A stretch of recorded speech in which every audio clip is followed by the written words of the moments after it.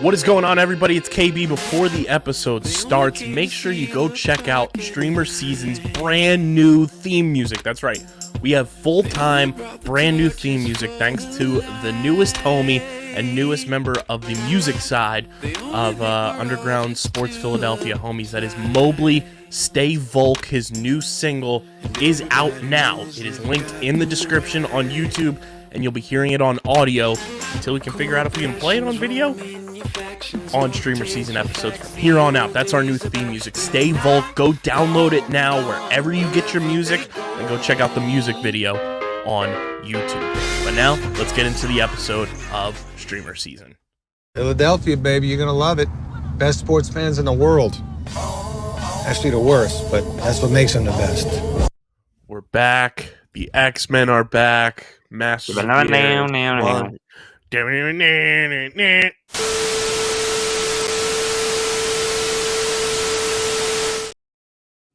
What is going on, fellow streamers? Welcome into another edition of StreamerSZN, the exclusive streaming platform TV and movie podcast on the Underground Sports Philadelphia Podcast Network. It's KB and Christian coming at you. We're talking Masters of the Air. We're talking XMen 97. And we'll get into all the news and notes from around the streaming platform Multiverse later on in the show. But before we get started, make sure you guys are following us on the socials at StreamerSZN on Twitter, Instagram, TikTok, Threads, Facebook.com/UndergroundSportsPHI, Twitch.tv/UndergroundSportsPHI. Follow Christian on Twitter at @thewiz_PHI. Follow me at KBIZZL311. Subscribe to the podcast feed on Apple, Spotify, or wherever you get your podcasts in audio form. Leave a 5-star rating and review. It really does go a long way for helping this show continue to grow, helps more people find StreamerSZN and Underground Sports Philadelphia as a whole. So keep subscribing, keep leaving those 5-star ratings and reviews, and let's keep this train rolling. And of course, subscribe to the Underground Sports Philadelphia YouTube channel, youtube.com/@Underground Sports Philadelphia. It's where you get full video episodes of this show, full video episodes of every show on our network, live streams, shorts, clips, original video content. It's all on our YouTube channel. We're at 751 subscribers. Let's get to 800 sooner rather than later. Come on, people. We've been in a little bit of a lull. Let's get the subscriber train rolling again. youtube.com/@Underground Sports Philadelphia. And of course, get your merch from our awesome merch partners, PHI Apparel Company. I'm wearing the StreamerSZN hoodie right now. Look at that. Look at how beautiful that is. You can get your StreamerSZN shirts, hoodies, Underground Sports Philadelphia merch and hoodies. And of course, if you're a Philly sports fan, you can get stuff for the Eagles, the Phillies, the Flyers, the Sixers, the Union. It's all available. PHIapparel.co. And when you go to checkout, use our code our code Underground, and you get 10% off your merch orders. It's the most effective and direct way to support everything we're doing here at Underground Sports Philadelphia. So go get your merch, PHIapparel.co, and use code Underground for 10% off your order. Christian, we're back. The XMen are back, and Masters of the Air is back on our docket. Yep. We're going to break down part 3 for the people. I will just warn everyone. If Kyle sounds tired right now and then sounds like he's super peppy when we start talking about XMen 97, it's because we've had 2 separate recording sessions. So we hit the Uno reverse card. We did it in reverse. Clap your hands. Yeah, because if you're not tuning into our March Madness live streams, you're missing out. It has been a doozy of a time, but man, it is letting me know I am old.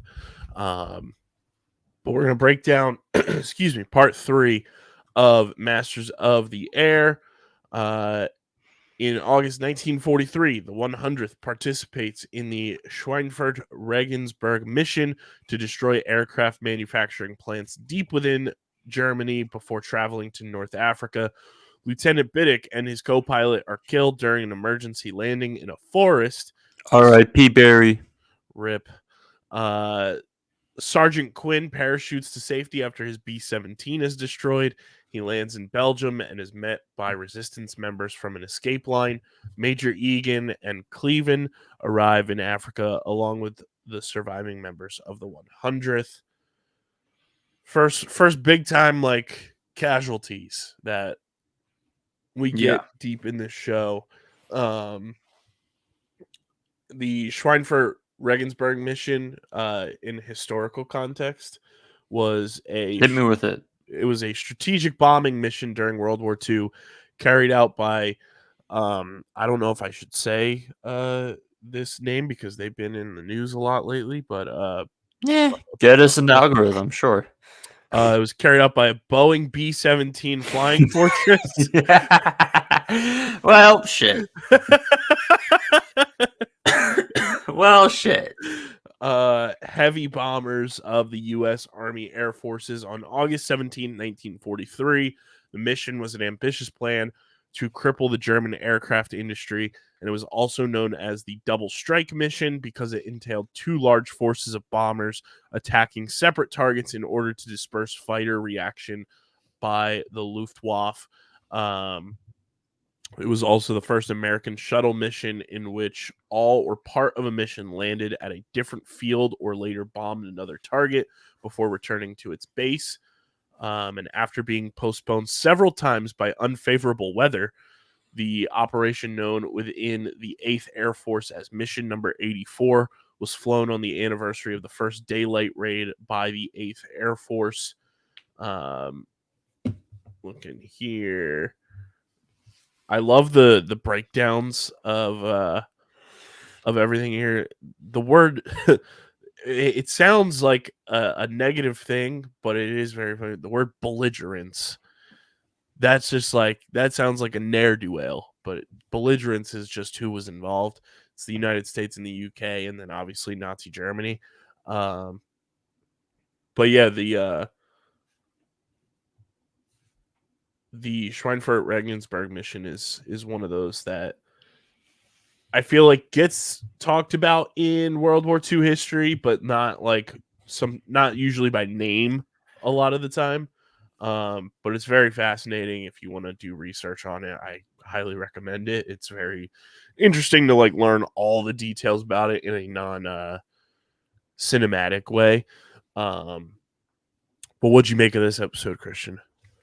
Okay, so remembering back to it, this was kind of, let's just put as the true first chaotic moment, because this entire episode's them basically parading through Europe down to Africa and bombing along the way. And basically, if you survive, you survive. If you don't, oh well.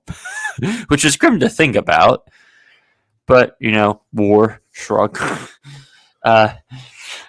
And so it was interesting to see how they staged it in terms of where people went down, who went down, etc. And if we're being honest, Barry dying this early, I mean, sure, like he was clearly like kind of thrown in a weird way, where it's that for someone of his standing, it's like him being in that role. You look at it and go, you've barely done anything so far, and are you going to do anything? And you didn't do much, but shrug. I've kind of been teased on what potential things are coming up later in the season, though I haven't watched through it yet. But I definitely find the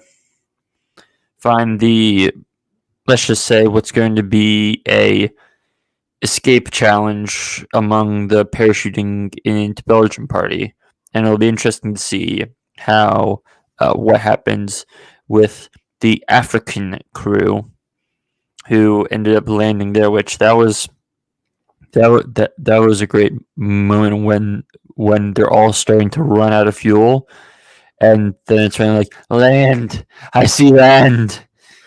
And also for people who don't know what like an escape line or an evasion line is, in World War II, it helped people escape European countries occupied by Nazi Germany, and the focus was of most escape lines in Western Europe was assisting British and American airmen shot down over occupied Europe to evade capture and escape to neutral countries like Spain or Sweden, from where they could return to the UK seamlessly.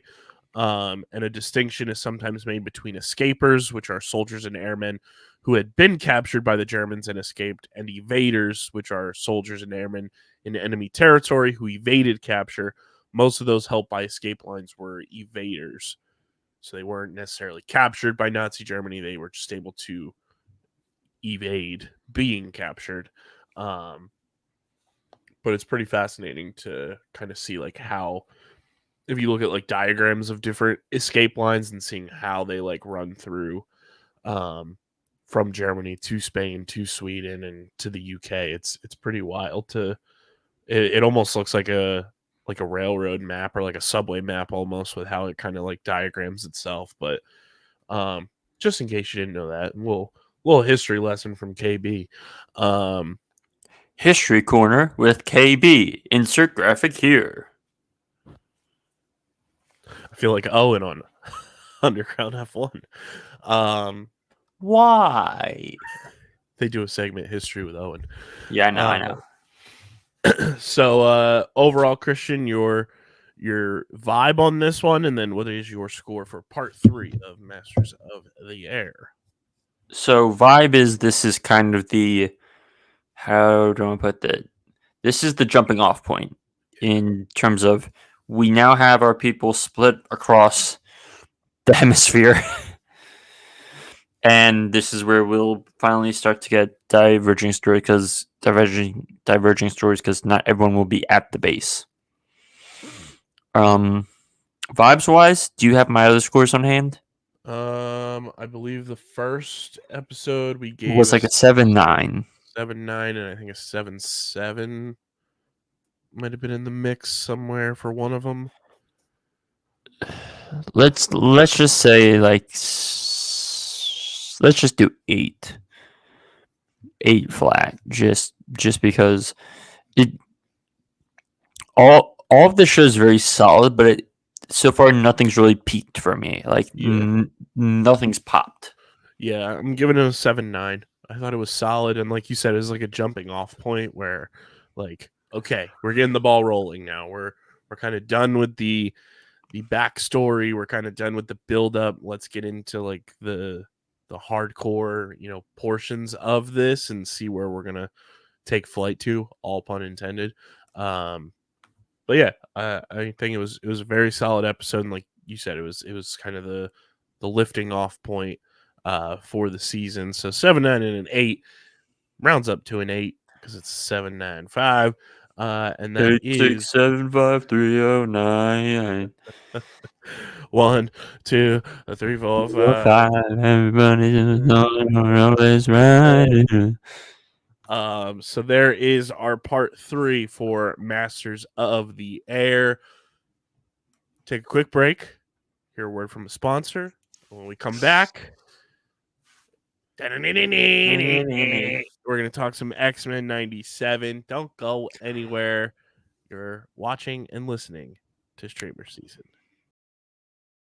This episode of Underground Sports Philadelphia is brought to you by our partners over at FOCO, Forever Collectibles.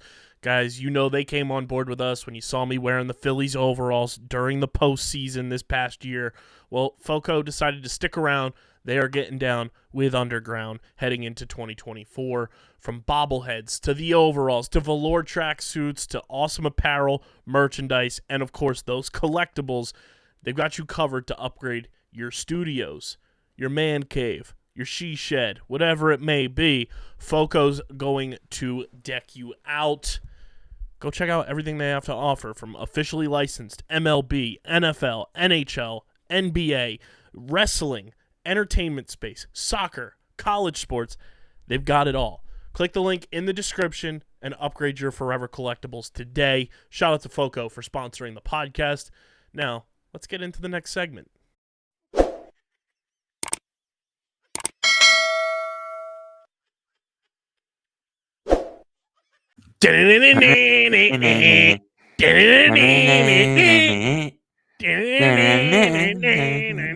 It's X-Men 97 time. I'm stoked. When I first saw that this show was coming back, I started to watch the original for a little bit. I watched like the first 5 or 6 episodes. Really enjoyed the original, which ran from 1992 to 1997, and it is very like Saturday morning cartoons type stuff. It's so fun. It is the origin of the ever famous Wolverine meme. That is where that meme comes from, is from X-Men 97. And I love that, going in, I was doing a little research on everything now that it has released. And Kevin Feige said the only way he was doing this was if the original voice actors would come back, and they all came back. And As long as they were alive. correct. And I gotta say, off rip, first 2 episodes dropped this week, and what a flawless introduction to the rebirth of X-Men 97. Yeah. So, well, the rebirth of X-Men, the animated series, I think is a better way to phrase it. I did notice that they changed it on Disney Plus officially now. It is it's just X-Men for the original one, and now this one is X-Men 97. Yeah. So I will say, as someone who like loosely knows about the original animated series but never watched it, they do pretty good job at just filling in the blanks kind of in the first episode, while in the second episode also kind of setting the stage for what will become of the first season. And I'm sure we'll talk about both here, but my initial impressions are yes, like this is, even though this is like it, I think we can both admit like very nostalgia bait. Mm-hmm. It's also just like, this is the fun type of nostalgia bait where it's like, it is well done. It's exactly what we want and what most people want out of this. Like it's kind of like Spider-Man. Well, no, meh. It's got some Spider-Man No Way Home to it, Mm-hmm. where it's kind of like, if we're being honest, Spider-Man No Way Home as a film is just kind of quite literally fan service. Mm-hmm. Because unless you have if you don't have any association to Andrew Garfield and Andrew Garfield, Toby Maguire, and their Rogues Gallery, it's nowhere near as functionally effective. Mm-hmm. And while this doesn't exactly do that, it is everyone knows the theme. They may not have watched the show, but it's like X-Men theme, rah, let's go. And that's the thing with me too. Like, my first soiree into the X-Men was watching the X-Men animated series when I found out that the show was coming out. Because, fun fact, I've never watched any of the live action X-Men movies outside of the Deadpool 1 and 2. Come on, you have to at least watch. I believe it's X-Men First Class. Haven't seen any of them. What I will say, X-Men First Class, which is That's one of the good ones. it is the first. Well, first of all, it's directed by Matthew Vaughn. A, good. B, it's the introduction of the James McAvoy, Michael Fassbender. Mm-hmm. And Fassbender's Magneto in that movie is so great. And that's where, I'm not sure if you've seen the clip, but he's in the Nazi bar in Argentina. Mm-hmm. And like that is just a all-time superhero movie scene to me, because it's just brutal and menacing, and also just shows like, this is the type of Magneto we're going to have. Yeah. Highly recommend watching the original X-Men animated series if you haven't. Because one, it's super entertaining still. It holds up even though it was made in the 90s. It's very fun. It's funny, and I can't definitively say whether, because I know this series is picking up where that left off. But I feel like, having not watched the entire 5 seasons of the animated series, the first 2 episodes of X-Men 97 do a good job of portraying this show in a way where, if you have watched the animated series, you have an enhanced viewing experience. But if you haven't watched it, it's not like you're missing parts of the puzzle in order to figure out what's going on. Yeah, like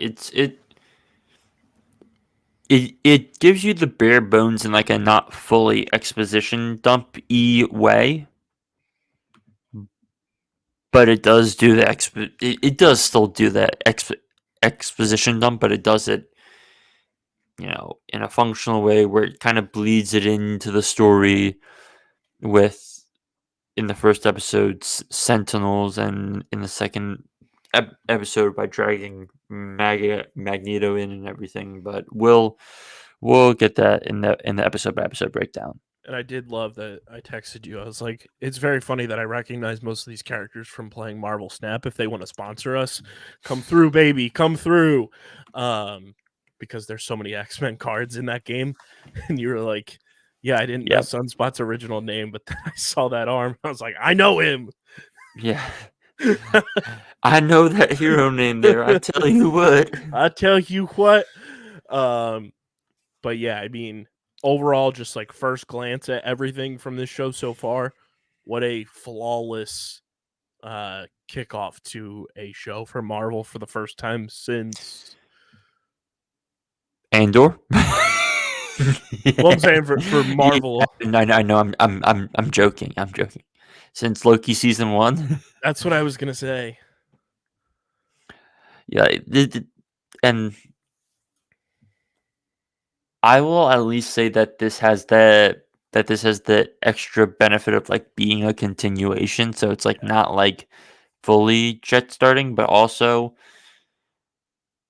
I don't want to put this. This type of Marvel show, which, is it really a fully Marvel show? We can debate that because it's basically adapting a Sunday morning or Saturday morning thing. But I fundamentally think that this is Disney both knowing what we want and also kind of maybe backing themselves into this by accident in some way. So I'm not fully like, Disney's back, they've got it. But I'm also like, this is how you're supposed to do fan service, Disney, not gestures at the last however many years of movies. So It also is very weird that the series creator yeah, strange. has Yeah, left. that's was fired, deleted his Instagram account, left Disney. Some weird stuff happened there. Do we know why? I don't think we still know, which is, again, guys, just totally normal things going on at the Mouse House right now. Totally normal, right? yeah. Yeah. And I'm still doing research, and I think as we go along, we'll figure out more and more to figure out whether or not this is canon or not to the MCU. I'm leaning no right now because the original was not, because obviously it came around well before. I'm viewing this similar to the James Gunn DC Elseworlds thing. Okay. Where it's like, well, I kind of view that with almost all the animated stuff, because like, is What If truly canon? Like, is more than this, I would say, but I get what you're saying. Sure, but like, fundamentally, like, maybe like a thing here or a thing there is canon, but everything that happens in What If, like, I don't think we're gonna end up end up at Secret Wars in like 2037 at this rate, and end up having 92-year-old Michael Douglas playing with given the Harrison Ford de-aging as alt universe Ant-Man. It's like, no, like that I'm not calling this fully canon. Like, there's maybe shreds that are canon, but it's not functionally canon. So without any further ado, we're gonna get into our episode breakdowns. Christian, do you want to hit that sweet spoiler warning? This is your friendly neighborhood spoiler warning. Last week on XMen. Please, if you have not listened already, pause this episode, watch the episodes in question, and please come back and watch or listen to our podcast. Because this week on XMen, and there it is. So this first episode, titled "To Me, My X-Men." I also am assuming that this is going to be. I know it's a continuation, but I believe they're calling this season 1 and not season 6. So, I mean, they gave it a different name, so I'm gonna lean towards yes. So episode 1, To Me, My X-Men. 1 year after Professor Charles Xavier left Earth, the X-Men continue their mission to defend mutants and humans alike. Bishop has joined the team, and Jean Grey has become pregnant. Bear. I've been really trying. Support for mutants has grown, and the X-Men have become legally sanctioned by the United Nations. The X-Men save a young mutant, Roberto da Costa, from the Friends of Humanity, and seeking that they were outfitted with Sentinel tech. Jean probes Henry Peter Gyrich's mind for the location of the Sentinel's creator, Bolivar Trask. Jean receives a horrifying premonition while doing so, and the team find Trask at a junkyard in the Sahara, where he is rebuilding his Sentinels with the aid of a lobotomized master mold. The X-Men defeat the Sentinels and apprehend Trask. Cyclops and Jean ponder leaving the team so that their son can be raised away from the mutant hatred.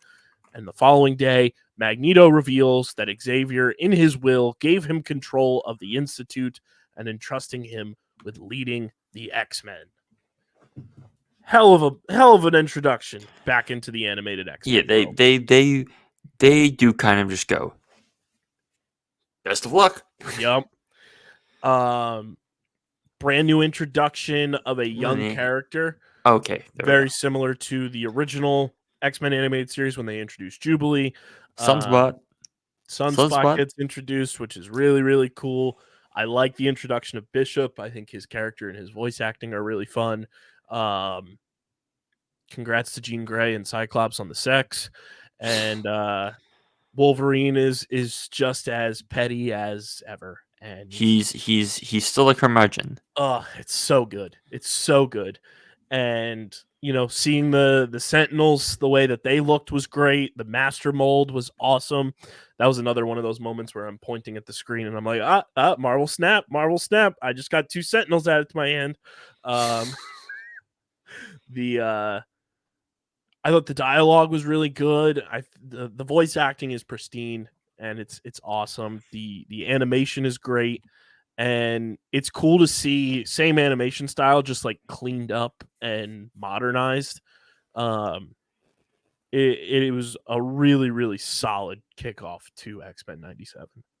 Yeah. Like it, I would say in the grand scale of Marvel, that X-Men 97, specifically in TV related things through 2 episodes, is among Marvel TV shows top 3, 2. Yeah, just because it very much knows what it is and it's not trying to be like it's staying in its lane. It knows what its lane is, and it's a very good lane. Mm-hmm. But it's also a lane that has depth to it that you don't have to shoehorn stuff into because it's literally built into it. Right.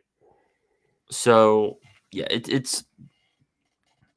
it starts off well and it builds into the second episode, which we'll have much more to talk about. What was your favorite moment from the first episode? Ooh. It, it, it, let's just say excluding the final scene, because Magneto showing up, which is great, and they do it in a super cool manner, where the security alarms end up tripping on Professor X's office. They all end up rushing in, and you kind of just see Magneto telekinetically lifting the framed photo off of the ground and putting it back on the wall that was knocked down during the prior basketball game earlier in the episode. Yeah, it's an underrated thing and not like a too like over the top moment, but I loved when Beast jumped inside of one of the Sentinels and was using it as Yeah. like just a kaiju type thing and was fighting them without a Sentinel head on it, and then And Wolverine gets blasted through the middle and knocks him out of it. I thought that was like so cool and just a creative usage of Beast's brain to be like, let me jump in this thing and get on their level. and lest we forget, he paraphrases Casablanca. He paraphrases Casablanca in the process, which I very much enjoy Beast just being like a nerdy intellectual, and it's like I will be weirdly humming Mozart, and it's like, yeah, this is fine. He's just hanging upside down, humming, humming Mozart, and Sunspot's just like, what the fuck have I walked into? I also really love Gambit's voice acting. It's just so perfect and fits his So like scumbaggy attitude. so I will say this. As someone who never really consumed much XMen content, hearing Rogue open her mouth and basically sounding like Dolly Parton gave me momentary whiplash. It gave me momentary whiplash. I'm like, whoa, hold on a minute. Hold on a second. Jolene. Sugar. Hello, sugar. I was like, whoa, hold on a minute. Let me readjust here. I love Rogue. She's awesome. Yeah, she's great. Heads up! Toss his head. It's just so fun, and like watching this, it like sinks you back into, like you said, like it is nostalgia, but it like sinks you back into childhood, and it's like, wow, I'm watching one of those like classic Saturday morning cartoons again. It would be awesome if Disney Plus released these on Saturdays to even fully engage into the nostalgia bait even harder. But it is such a good kickoff to everything. What's your score for episode 1, Christian? So I'm gonna fully disclose this by saying I fundamentally can't grade this show on a functional TV scale. I have to grade this on a comic book scale. Mhm. But on a comic book scale, I'll give it an 8.5. Yeah, I'm kind of grading this on like an animated, kind of specter. I'm right there with you. Like, I'm gonna give it, I think, an 8.7, so 8.6 overall from the boys here. It's super enjoyable. Loved it. It got even you text me, just wait till episode 2, and you were totally right. Episode 2 is fucking amazing. I can't wait to see how they just continue to progress everything. Yeah, and we'll talk about it when we talk about the ending of episode 2, which is like, huh? Yeah. That's another good thing that they do too with both episodes that I'm sure will continue because that's how it was in the original. The cliffhanger edginess of a Saturday morning cartoon, and it's like wanting more from it, and it's like, oh my god, I'm on the edge of my seat, like I need more of this. They do that so well with this show where when it cuts to the credits, it's like, fuck, I want more. It's so well done. And the intro credits and the outro credits screens and sequences are so good. Yeah. All right, so episode 2. Episode 2. Lay it down for the people, Christian. Your thoughts on how episode 2 just elevated itself from episode 1. So it builds off kind of the whole mutants versus humans thing by putting Magneto functionally on trial. And it shows the guy who's typically been the villain, or at least the antagonist. And seemingly, which I want to say seemingly because we still have eight episodes, where Yeah. can we say he's truly reformed? Yeah. Is he seeming changed because of Xavier's last wish regarding him trying to open up his mind? Yes, and I'm hopeful that we get some good stuff out of this. And we'll talk about it in the run of the show, but there's one specific scene with him and Rogue that I think was just a great scene that kind of helped summarize a point of the episode. Yeah, so this episode is Mutant Liberation Begins. Magneto, while trying to live up to Charles' legacy, has taken on heroism, saving both humans and mutants alike, and now refrains from killing anti-mutant militants. We also see Leech in this episode, which I was like, that little scumbag. Yeah, I saw that. I'm like, is he gonna show up again this season? I don't know. A little bastard. Exactly. I'm just like, how do you fit Leech into the show? Yeah. Distrustful, Cyclops and Jean stay to keep an eye on Magneto while Rogue sympathizes with his struggles and hints at a past relationship between them. UN forces, led by Valerie Cooper, arrive at the X Mansion to arrest Magneto for his past terrorism. Magneto decides to surrender peacefully, hoping to gain the trust of both the X-Men and humanity in doing so. During his trial at the UN's headquarters, the FOH stage an assault on the building. Anytime I saw FOH in this episode, I just read it as fuck out of here. Their leader, Executioner, attempts to shoot a depowering radiation blast at Magneto, but Storm takes the hit for him, and Magneto stops the assault, after which the UN grant him a pardon and discuss the possibility of integrating the mutant nation Genosha into the United Nations. Meanwhile, Jean goes into labor and Rogue is forced to absorb an obstetrician's knowledge when he refuses to deliver a mutant's baby. Jean gives birth to a son, who she names Nathan. And when Beast informs Storm that the radiation blast has depowered her permanently. No. So he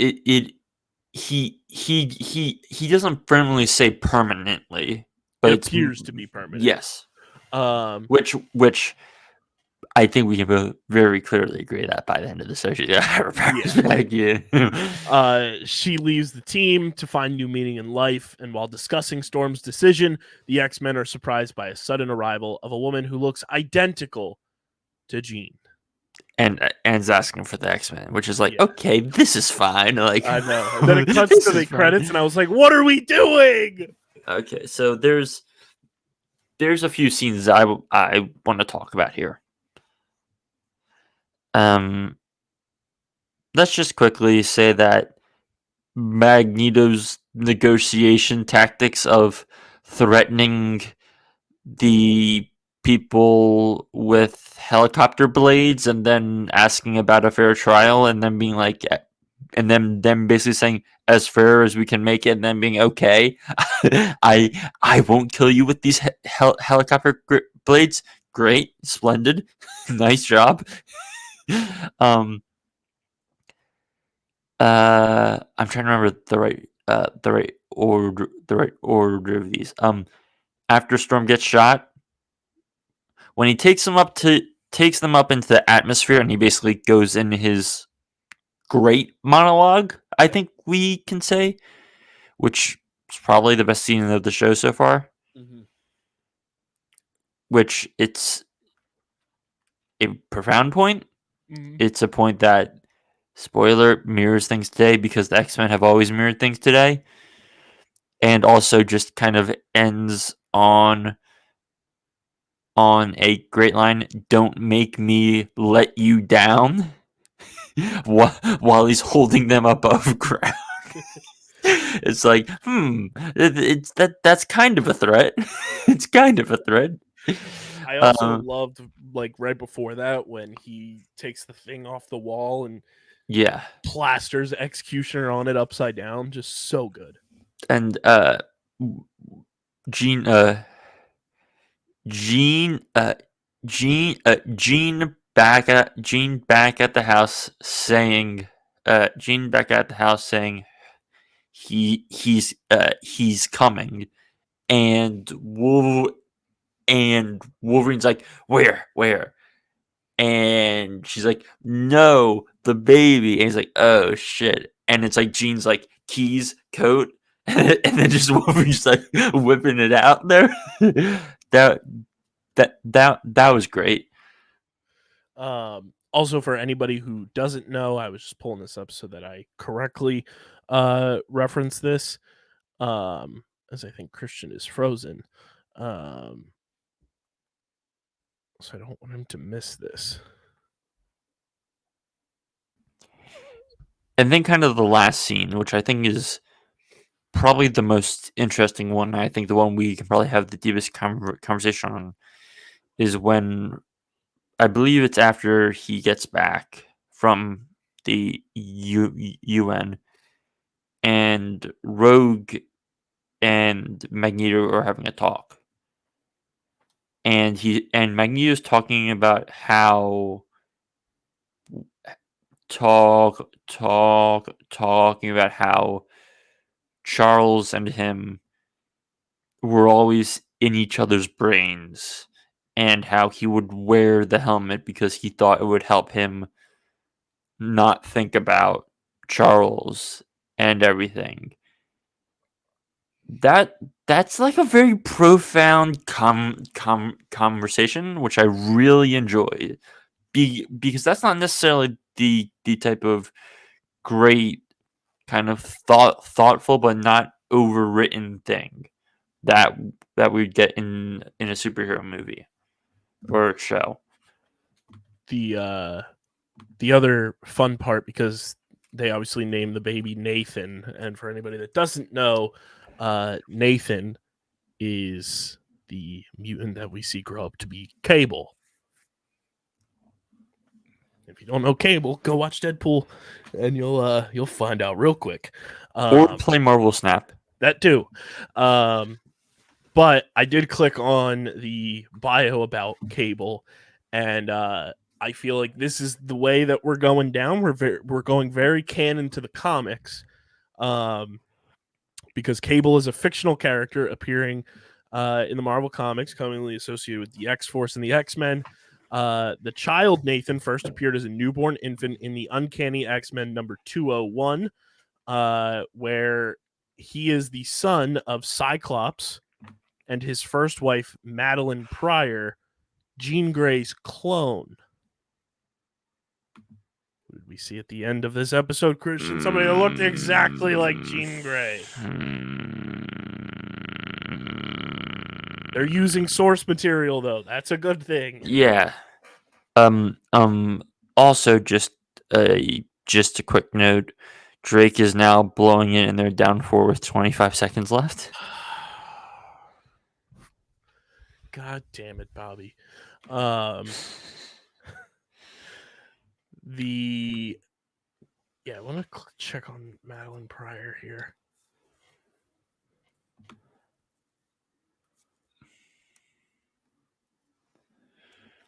Yeah, that's just her name. Okay.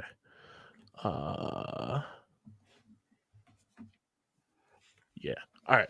Yeah. So Nathan is Cable. This episode's badass. I love this version of Magneto too, where he's just like this, like, menacing, long hair, flowing, not afraid to use his powers, and there's so much depth to this episode too. Like you were mentioning, like, everything between him and Rogue. You have Storm losing her powers, which we know she's gonna get them back, because end of this episode saw her react to a storm real quick. I mean, to end it on the cliffhanger they did with a Jean Grey clone like that in episode 2 is awesome. This episode was off the charts, so cool.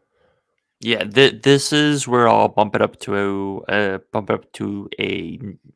9, because you get like your good superhero fight stuff. You get a good you get some good talking scenes. Mm-hmm. It has depth to it. I'm like, yes, yes, yes. Like this is what good superhero stuff looks Right. like. And I mean, you get the battle between like the real world and the mutants, and like just so well done. I'm right there with you. I'm gonna give it a 9.1, which bumps it to 9.05, which rounds up to a 9.1. 9-1. Great episode. I can't wait to see where they go from here. I do have the episode titles, Christian, if you want them for the rest of the series. Sure. Let's just run through them. 3 is going to be Fire Made Flesh. Is that like some Phoenix thing, do we think? Either Phoenix or more Sunspot. Okay, next. Story lore. Then the next one is Motendo / Life Death Part 1. I had nothing. Episode 5 is Remember It. And then episode 6 is Life Death Part 2. Episode 7 is Bright Eyes. And then episodes 8, 9, and 10 are all titled Tolerance is Extinction.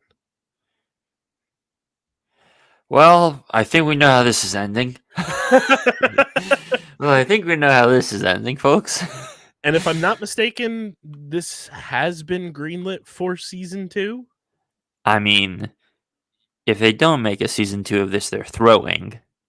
Because as long as the season's decent, like they're going to there's going to be an audience for this. And also it's animated, so it's like you're just paying for voice and animation rather than functionally having people on set for God knows how many days. Yeah. I'm just trying to see if it has been yet. Also, I don't want to say anything yet, but rough. Let's go. Yes, XMen 97 has already been renewed for a second and third season that are currently Splendid. in production. That's fine. Cheers, mate. Sign us up. So yeah, let us know how you're feeling about X-Men 97 so far in the YouTube comment section, Apple Podcast reviews, DM it to us, tweet it at us, because we want to see how you guys are feeling about it. But Christian, without any further ado, let's get into everyone's favorite segment.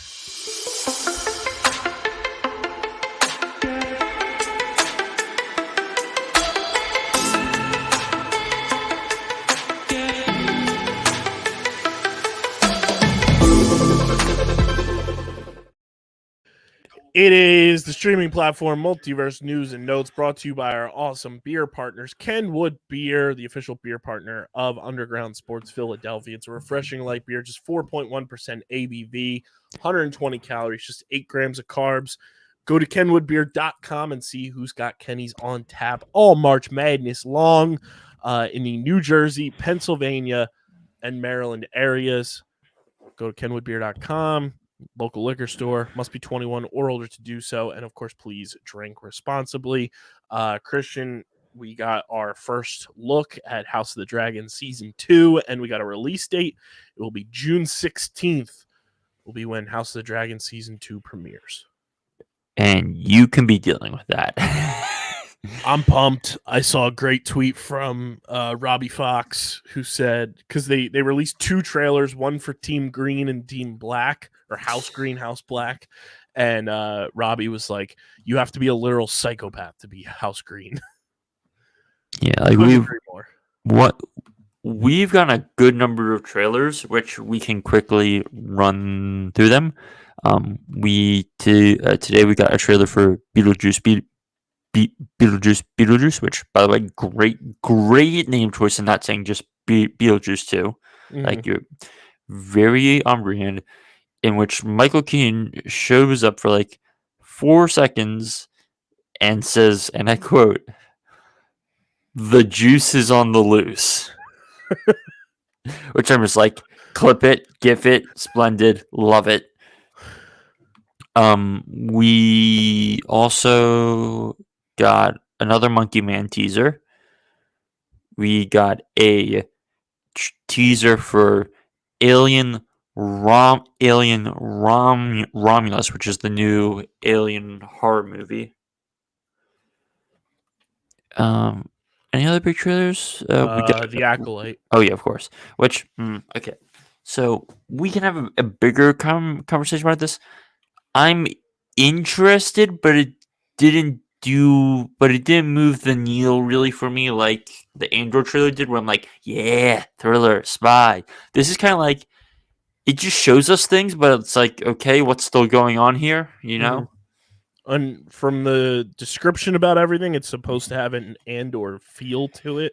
Oh, we need to have a conversation about about Andor getting all the prestige awards, and now Disney's gonna be like, Andor feel, and it's like, guys, come on now. We're trying to compare something show run by Oscar nominated screenwriter and director Tony Gilroy to all this stuff. It's like, come on now, like you're pushing it a little at this point now, guys. Which we also got a funny quote from the Acolyte via EW. Leslie Headland on casting Daphne Keene as a Jedi in the Acolyte, quote, "I just wanted to see X-23 with a lightsaber in their hand. This has to happen."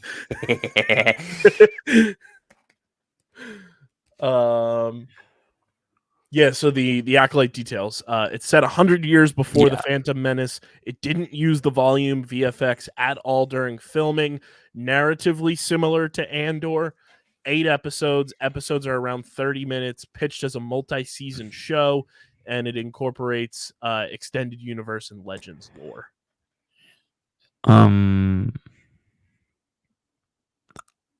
Give me a second trailer, and I'll be able to give better thoughts.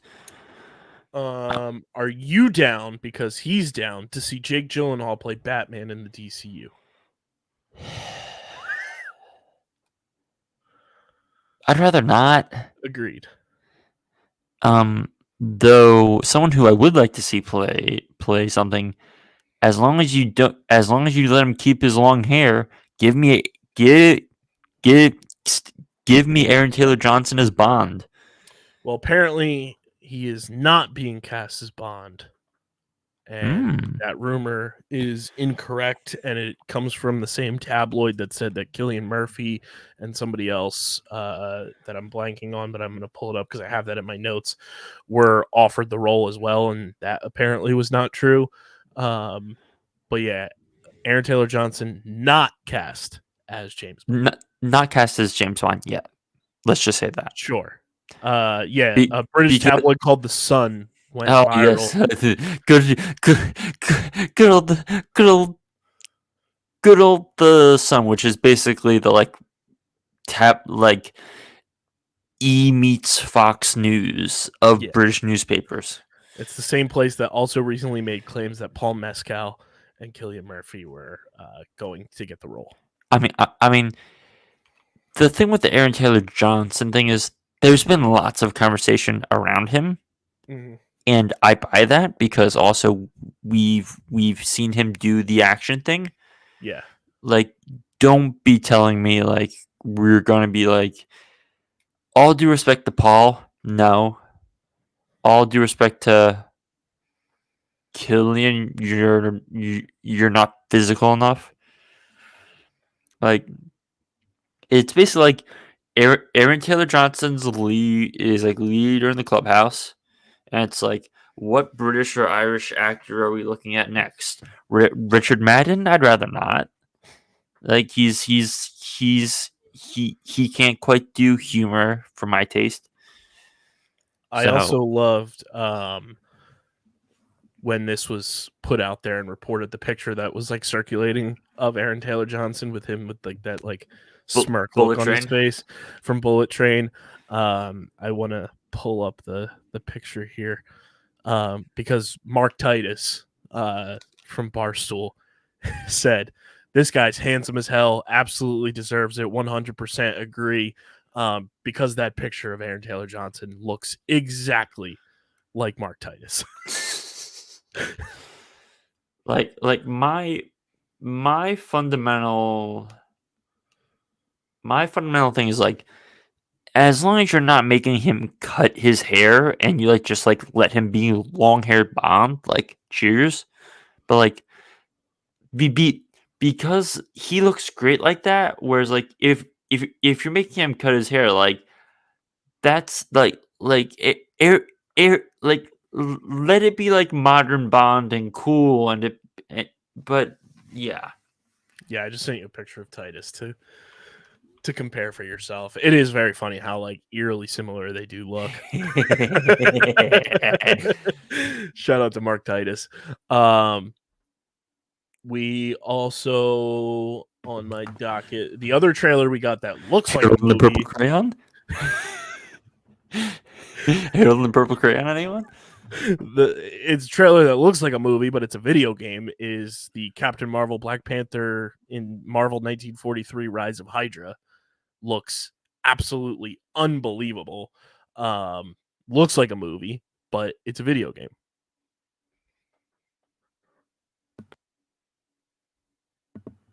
I haven't seen it, so I can't fully speak to it. It looks awesome, and I might have to buy a gaming console just to play it because it's going to be badass.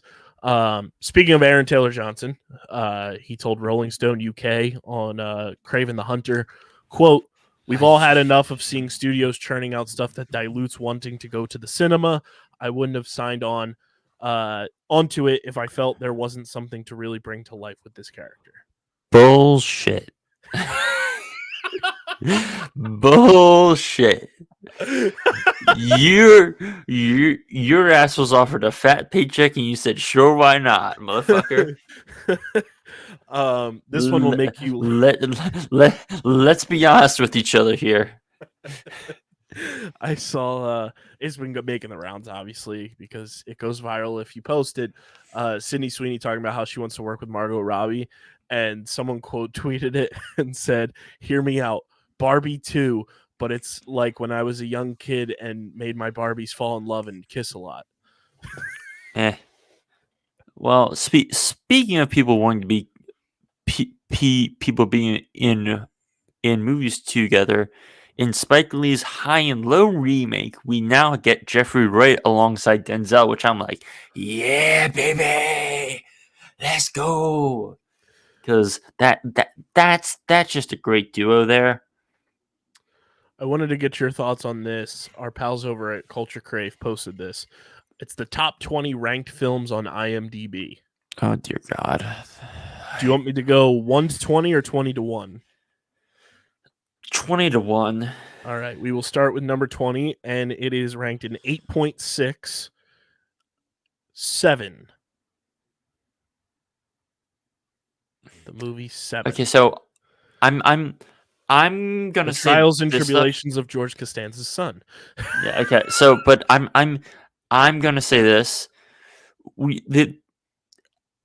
I'm gonna be grumble on a lot of this because this is IMDb and it's the popular vote and not like actual film talk vote, which is what Letterboxd is for. Follow us on Letterboxd, guys.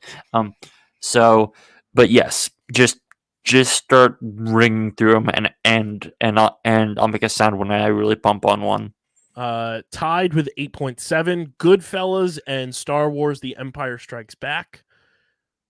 Tied at 8.8 are Dune Part 2, Lord of the Rings, The Two Towers, and The Good, the Bad, and the Ugly. There's a level of ironic nature to that, given that Dune and Empire Strikes Back and The Good, the Bad, and the Ugly is basically the third film in a trilogy of Leone westerns. Sanford, I need you to get back to making shots. Anyway. Next up at an 8.9, Pulp Fiction. Sure. Next up, tied at a 9.0, Um, or I'm sorry, I totally goofed this up because of the way that it is. There are multiple tied with 8.7. So I'm going to start over. Okay, go ahead. Number 20 is 7 at an 8.6. Then your 8.7s are Goodfellas, One Flew Over the Cuckoo's Nest, and The Matrix, and The Empire Strikes Back.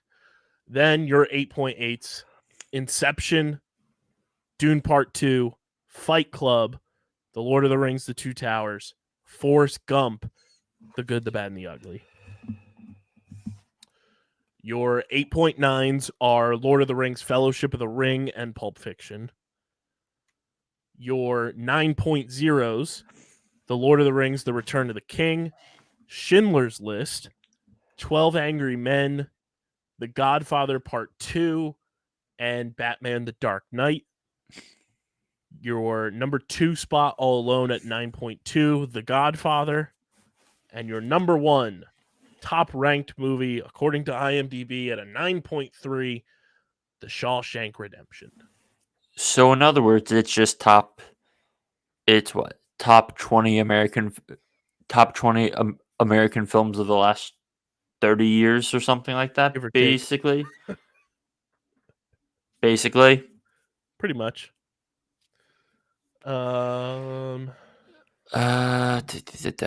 through my things. Marvel has been sued for copyright infringement. Artist Darius Alas says Marvel copied his art and used it in a poster for Werewolf by Night. We will be getting the Peaky Blinders movie. It'll be filming in September. And Cillian Murphy is returning. Yes. I guess, Kyle, my question now is have you seen Peaky Blinders? I have not seen the Peaky Blinders. Add that to the list of things I need to force you to watch. Anything else? Any other trailer news? We don't need to talk about the YouTube deepfake thing because I think that's just clear enough. We're getting a new Boondock Saints film in development. All right, yeah, that. Cheers. I guess by all means, like I don't have gripes about it. Like this is a fun one. According to Men's Health magazine, the Eyes of Wakanda series, which is the animated Black Panther series coming to Disney Plus, takes place in the Sacred Timeline. You're getting an animated look into the MCU. Shrug. Well, a Little Shop of Horrors reboot is in the works from director Joe Dante, Roger Corman, and the writer Charles S. Haas. The film will be titled Little Shop of Halloween Horrors and is intended to start a new franchise. Oh. The only reason I'll even watch that is if Rick Moranis shows up, comes out of retirement just to show up for that. This is fun. On March 27th on YouTube, we are getting a Spider-Verse short film titled The Spider Within. The synopsis is Miles has to fight a silent but deadly, I do that in the bathroom sometimes, enemy that many people across the world have to deal with as well, anxiety. Kyle, see, here's what I need you to do. I need you to create one of those dog inside you memes, but make it Miles Morales with a spider inside of him. All 9 films in the Skywalker saga will re-release in theaters on May the 4th.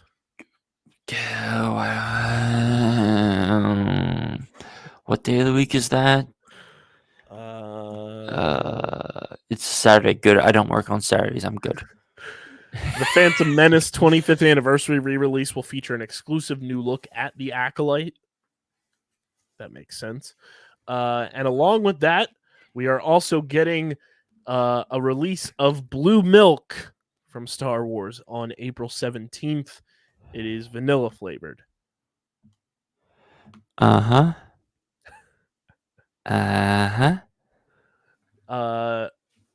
Vernestra Rowe? I've never seen an R and a W and an O and an H next to each other like that. So, has a purple lightsaber in the Acolyte that turns into a whip, and in canon, it's called a light whip. Something. Anakin Skywalker becoming. Did you see Darth Vader took over the Empire State Building today? No, I didn't. Very cool stuff. Have was there. Have you seen Dune Part 2? I haven't yet. There's a moment where Austin Butler is walking around, and for a moment he has a long black cape, and it's like he did it. He did the thing. He's look at him. He's Darth Vader though. Dun, dun, dun, dun, dun. Yeah, and the best part is he's storming into a room wearing it. So it's literally like, oh, they just made him Darth Vader for this one scene. Splendid. I mean, he do be looking like Darth Vader when he takes the helmet off. True. Moving right along here on the list. Pretty cool poster that they did for the re-release of all the Spider-Man films. Just a front cover page of the Daily Bugle with all the dates for everything. Pretty cool looking. Which I don't think we ever talked about this when we got the trailer for XMen 97. But in that trailer, if we pull that back up, Kyle, the newspaper is the Daily Bugle. Is it? Yeah. So pull up the XMen 97 trailer, because this was something I saw, and we never talked about this. Let me get to the spot.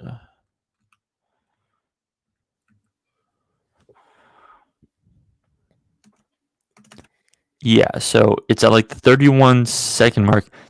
Daily Bugle, Inside Scoop, Mutant Fashion Show. Is Spider-Man a mutant? Hellfire Gala. Oh shit! I'm surprised you never saw that. That's given. wild. So canon question mark? And Hellfire Gala is like a huge thing too in the comics. That's very interesting. Very interesting.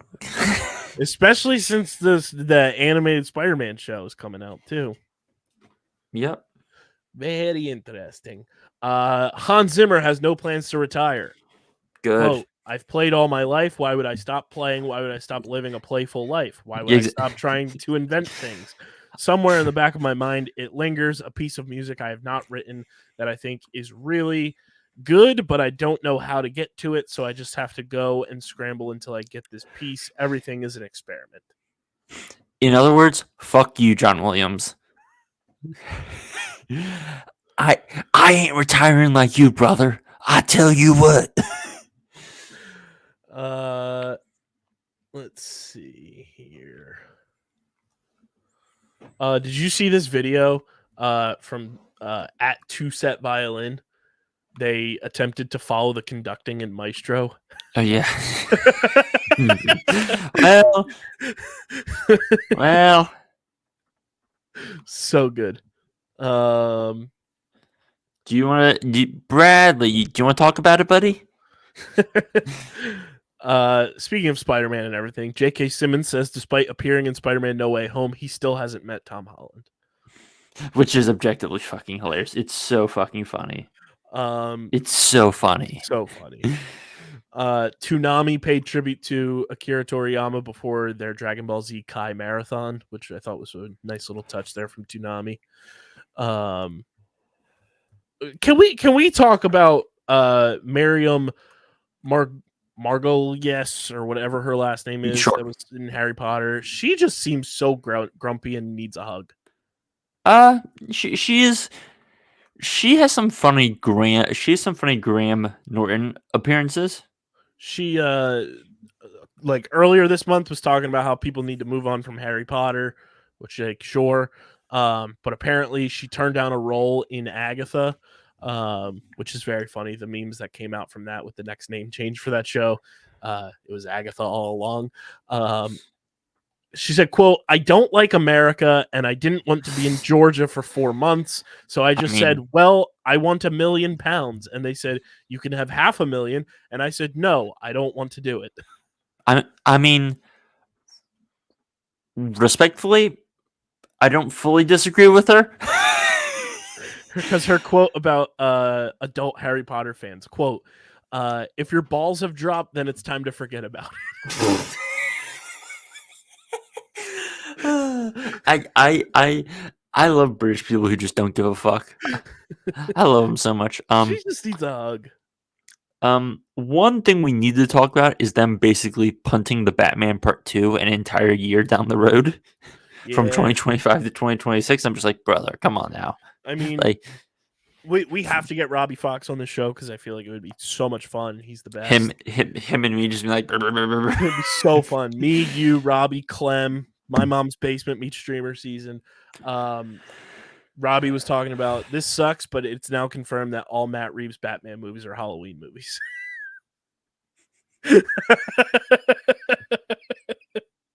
That makes me smile.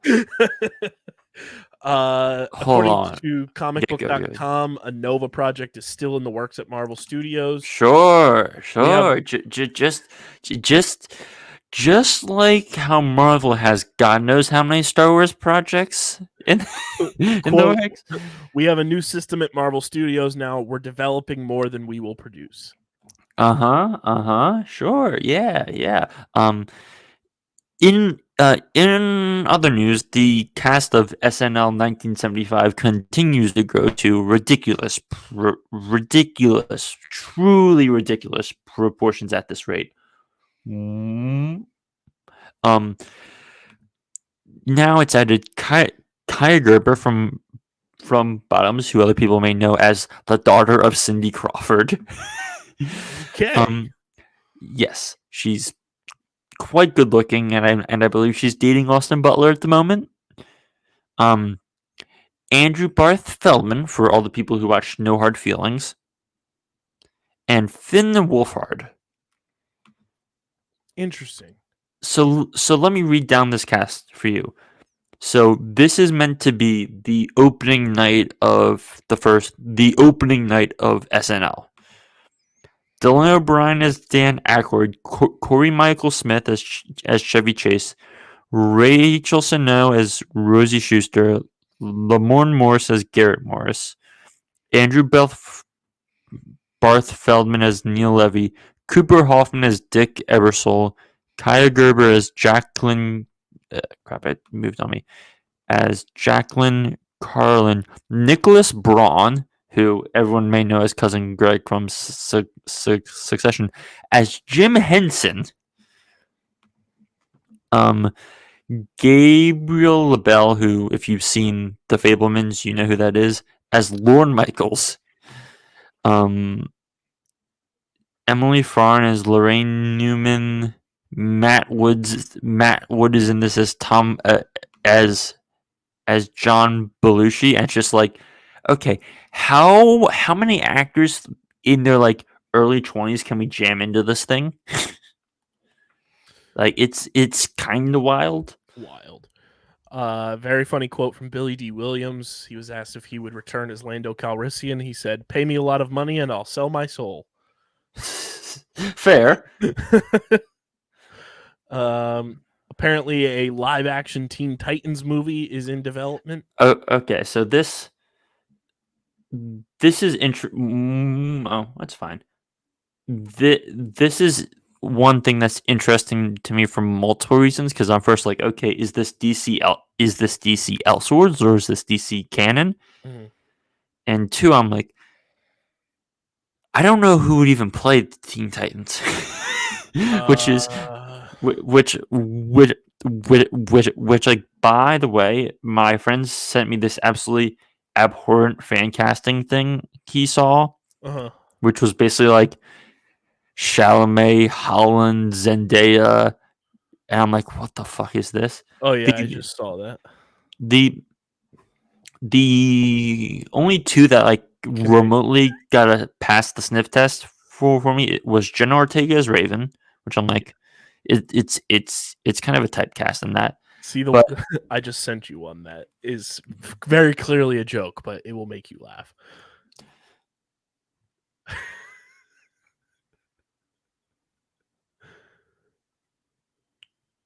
is this the Impractical Jokers, guys? Yes. Okay. Where's it going with this? Yeah, Jenna Ortega makes sense. Well, so no, but so then my friend and I were having a conversation. I'm like, is it bad that trying to think of Teen Titans people, the first people that come to mind are like who would function that was part of Stranger Things? Hold on. Woo! Oh wait, no, it's a 1-point game. Never mind. Someone did a perfect Teen Titans cast doesn't exist, and it is like Chalamet, Jenna Ortega, Tom Holland. Yes, that's the exact post. There's one with Cyborg, and it's The Rock. Yeah, I know. That is the exact post my friend sent me.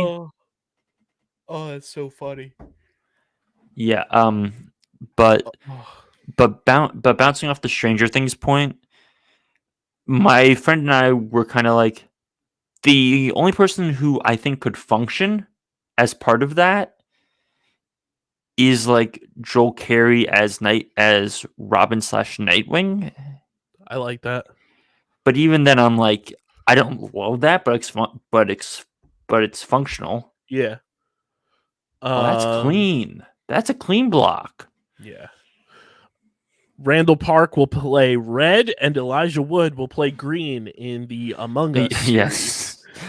Which I don't even know what to make of that at this point. So I'm just like, it's happening, and we'll figure it out later. My guess is this has got to be something that's coming to Amazon because they signed that deal with Sony. But apparently, Nicolas Cage confirms he's in talks to star in the live-action Spider-Man Noir series. Okay. He said, quote, "We have been talking. It's no secret that I love the character, but nothing's definitive yet." Sure. This is just very hilarious to me and definitely makes a ton of sense. Bill Hader will voice the Cat in the Hat in the upcoming animated film. Yeah. So like I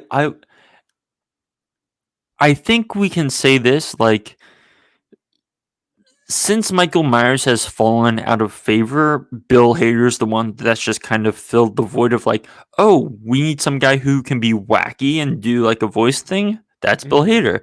But also quietly, Bill Hader's like insanely dark motherfucker. Like if anyone has watched Barry at all, you would know what I'm talking about. Which him just going cat in the hat. I'm like, this is objectively hilarious. It's so funny. Christian, I gotta ask you now that Cillian Murphy's won his Oscar and everything. Is the casting of The Dark Knight one of the greatest casts ever assembled? Because so let me 6 Oscar winners from that cast. Okay, so we have Bale, Bale, Ledger, Murphy, Oldman,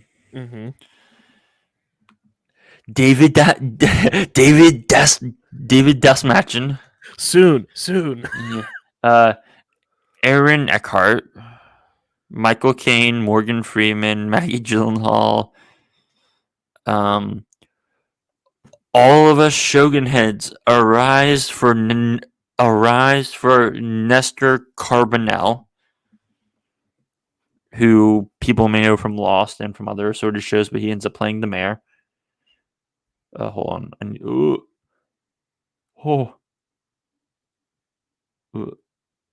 Oh, shame. Whatever. It's fine.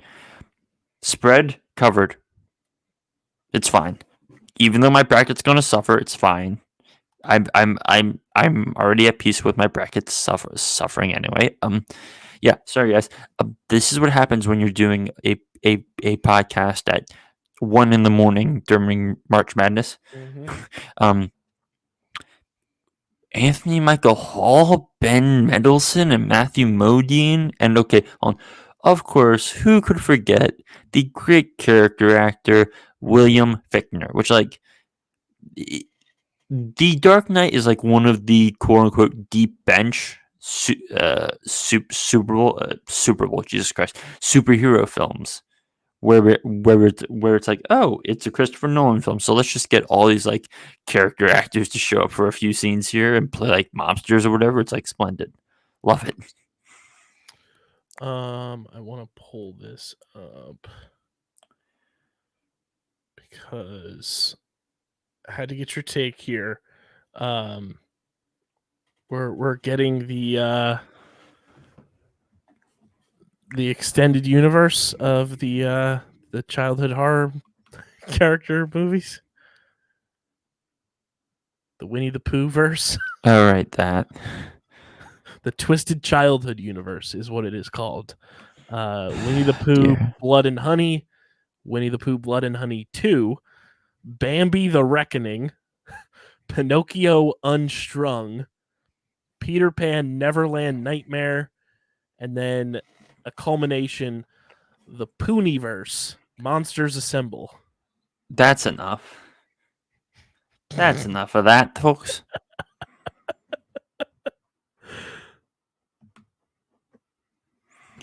I